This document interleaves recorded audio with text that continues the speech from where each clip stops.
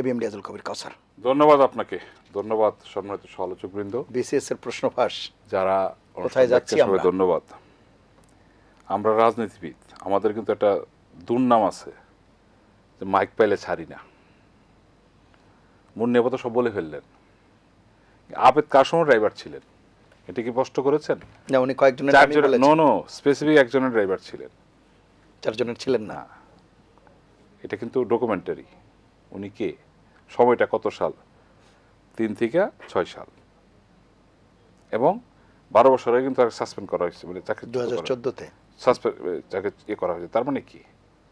দেখুন, সুযোগ পাইলেই বলে ফেলা ঠিক না।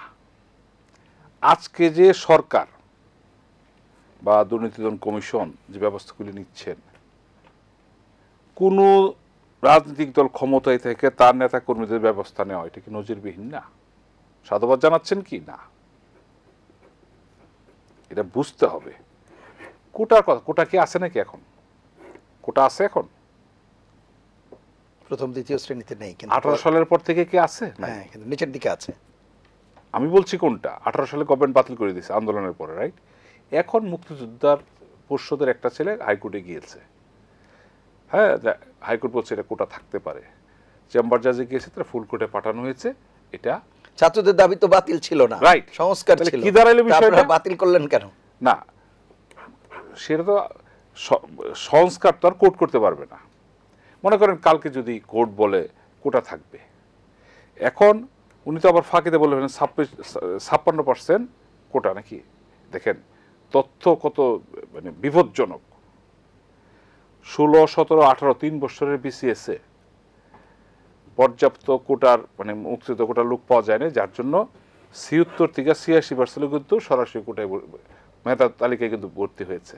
কিন্তু যে বারে বারে 56 বলেন, অনেকে ভাবছেন তাহলে তো অর্ধেক কি কোটায় চলে যাচ্ছে, বিষয় তা না। এটা বিভ্রান্তি করা হয়। দেখেন, আমারও সুযোগ হয়েছিল বিসিএস পরীক্ষা দেওয়ার। দেখেন এখন গড়ে 2 থেকে 2.5 লক্ষ ছাত্রছাত্রী বিসিএস পরীক্ষা দেয় প্রিলিমিনারি। এখান থেকে প্রায় 70% বাদ পড়ে যায়। তারা রিটেন দেয়, রিটেনও কিন্তু 60% বাদ পড়ে। তারপর একটা ভাইবা হয়, ভাইবা এবং রিটেনের মার্কের উপর নির্ভর করে তার বিসিএস টিকাটা। টিকার পর তার 2টা ভেরিফিকেশন হয়। একটা মেডিকেল, আপনি দুরারোগ্য কোনো রোগে যদি আক্রান্ত আপনি নেবে না। তারপর একটা পুলিশ ভেরিফিকেশন হয়, কি আপনি যদি কোনো নৈতিক স্খলন হয়, কোনো মামলার সাজাভুক্ত আসামেন, আপনাকে তো নেওয়ার সুযোগ নেই। এটাকে দেখবেন ওরা কীভাবে বলেন। দেখেন আলটিমেট বৎসরে, কারণ এখনও আমাদের 1 বছরে 2টা হয় না, একটা হলে একটাতে এবার 2100-2200 হয়েছে। তার মানে কি, এই 2000 ছেলে মেয়ে বিসিএসে টিকছে। বাংলাদেশে কি 1 বছরে 200 চাকরির ব্যবস্থা আছে বাংলাদেশে? গড়ে 5 থেকে 7.5 লক্ষ ছেলে মেয়ে ক্যাডার নন ক্যাডার বিভিন্ন জায়গায় চাকরি করছেন।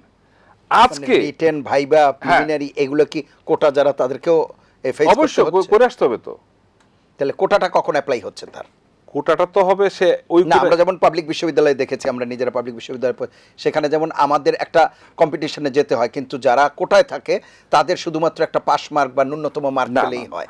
তারও তো থাকতে হবে। দেখুন, আমার নিজের অভিজ্ঞতা বলি, আমি 83-84 সেশনে কিন্তু মেডিকেলে পরীক্ষা দিয়েছিলাম। আমি একজন সরকারি ডাক্তারের ছেলে, পোষ্য কোটা, ওই কোটায় আমি চান্স পাই নাই, কোটা ফিল আপ হয়ে গেছে। যেহেতু আমি ঢাকা জেলা, আমি 200-র মধ্যে 183 পেয়েছিলাম, আমি কিন্তু মেডিকেলে টিকি নাই। কিন্তু যারা রংপুরের 122 পেয়ে টিকছে তারা, তার মানে জেলা কোটার কারণে। দেখুন এটা বুঝতে, কিন্তু আমি তো ডাক্তারি কোটাতে পরীক্ষা দিয়ে আসছি, আমাকে তো সরাসরি তো নেওয়া হয় নাই। তো এগুলি এসে কি একটা বিভ্রান্ত, আমি আসবো আবার আপনার কাছে। না, এটা বুঝতে হবে। দেখেন, এবং খেয়াল করেন, এরা জাতির ভবিষ্যৎ। আমরা দেখছি এখন এটাকে রাজনীতি করান, মানে এটা একটা ইস্যু তৈরি করা যায় কিনা। দেখেন আন্দোলনের অনেক কিছু থাকে, কিন্তু এই বিষয়গুলো ইস্যুতে আনা ঠিক না। অসংখ্য ধন্যবাদ।